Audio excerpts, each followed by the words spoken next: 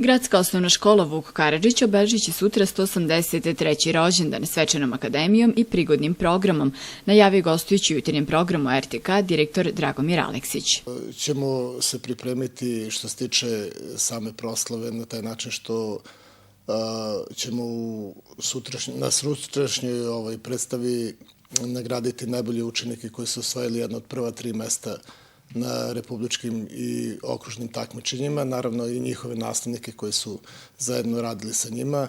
Imaćemo jedan fin program, tu ćemo dodeliti nagrade svim ljudima koji su nam pomogli u samoj organizaciji i funkcionisanju škole, kao i organizaciji 4. dečjeg festivala koji je bio kod nas organizovan. Biće uručene i prigodne nagrade učenicima koji su postigli zapažene rezultate na školskim takmičenjima. Zadovoljni svim tim rezultatima koji su veoma impozantni i svrstavaju našu školu u red vodećih gradskih škola.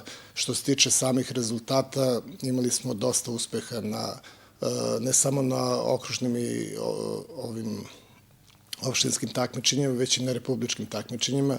Negde oko 200 i nešto učenika je učestvovalo na tim takmičenjima, s tim što se 17 od njih plasiralo na republička takmičenja. Imali smo 2 sportske ekipe.